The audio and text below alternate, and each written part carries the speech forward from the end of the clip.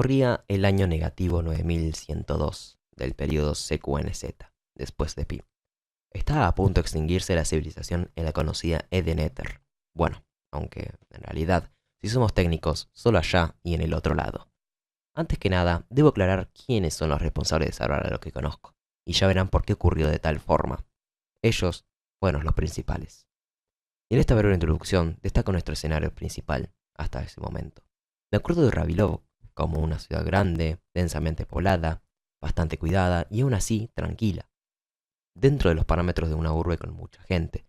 Muchas personas vivían aquí, realzada en cierto modo por su vida campestre y caracterizada por su extravagante y estrambótico sentido del humor en sus habitantes, transformándolo en un gran pueblo.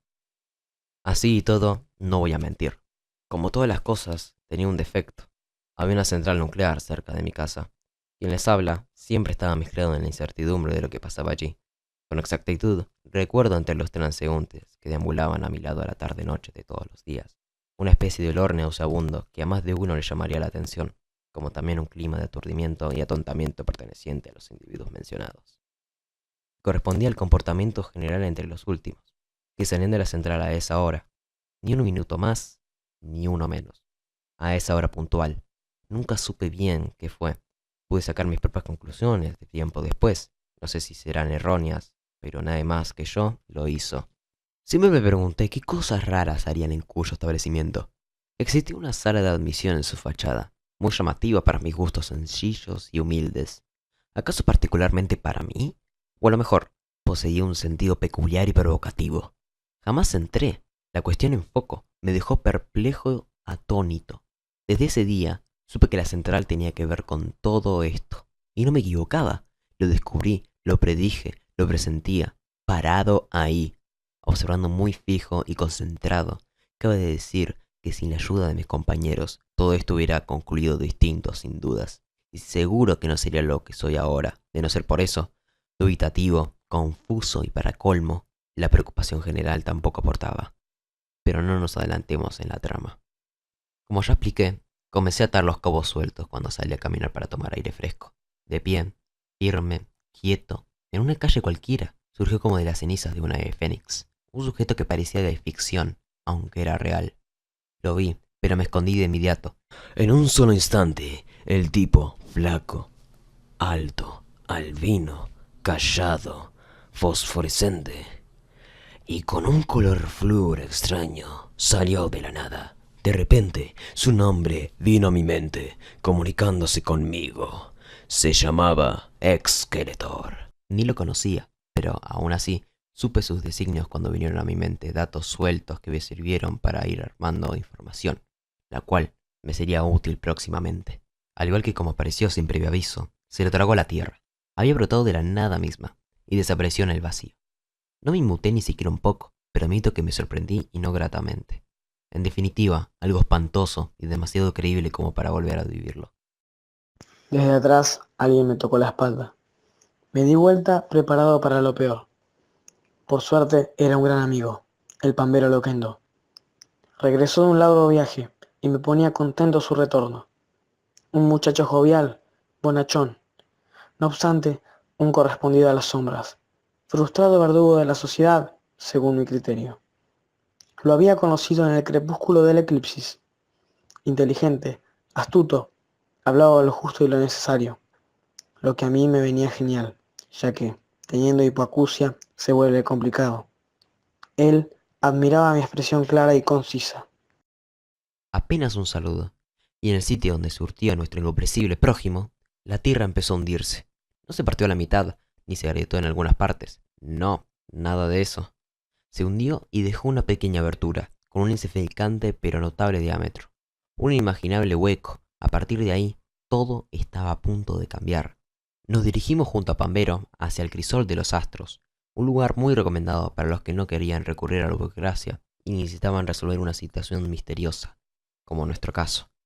La detective, encargada de las investigaciones privadas, tenía un historial contundente y asombroso. Nunca había fallado y era la persona más confiable de Ravilov, con su secreto profesional, que jamás divulgaría, como tantos otros revelarían a los cuatro vientos, de ninguna manera. Era perfecta para esto, así que sin pensarlo, fuimos a buscarla. Lo recibió rápidamente, como si supiera que algo extraordinario estuviera por suceder. Loquendo le contó con el más mínimo detalle cada secuencia de nuestra experiencia. Cuando la detective a la mitad del relato lo cortó en seco, yo escuchaba tratando de agudizar el oído lo máximo posible para no perderme en tanto enredo. Ella especificaba que nuestro mundo no estaba solo. En alguna parte de Edeneter existía un portal dimensional con forma de agujero negro, e invisible a simple vista, que funcionaba como nexo entre ambas realidades y solo puede abrirse con una condición.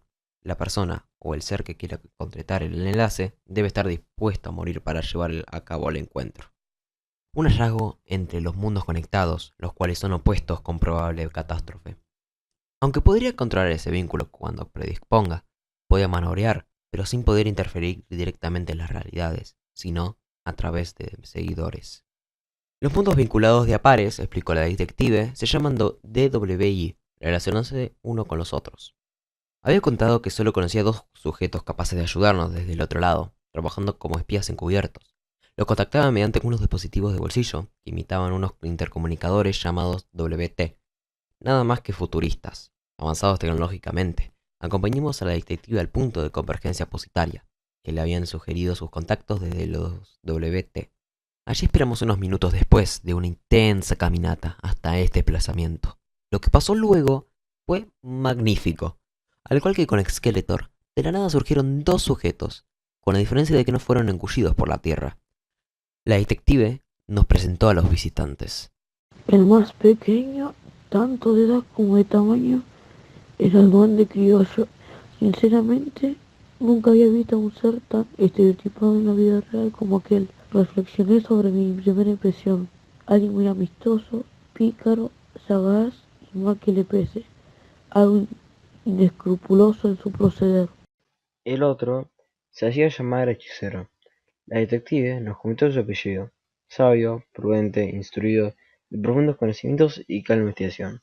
Un completo sabiondo. Pero no había tiempo para formalidades. Sin dar más vueltas, la detective le preguntó al duende y al hechicero qué sabían sobre lo que les consultamos en el crisol de los astros. Ellos respondieron preocupados, pero con un gran decoro y dignidad. Una sola palabra: Salah. Contestaron que de su lado del DWI, nombrada como A-Rate, un personaje mortal, hasta ese momento desconocido, se sacrificó para lograr cumplir su cometido. Era controlar, dominar y ser la autoridad máxima entre ambos mundos unidos, regulando y manipulando el poder adquirido, a su antojo. Ese ser poseía un numeroso conjunto de seguidores, llamados partidarios. Aquellos componían el ejército de Salah. Lo peor fue cuando Criollo y Sabio dijeron que, si conseguía intervenir en la puerta extradimensional, afectaría la teletransportación a través de ella, alterando la continuidad espacio-temporal en la que vivimos, produciendo realidades alternas, perturbando y trastornando el tejido de los mundos, creando así una paradoja universal que volvería inestable a la materia y la energía.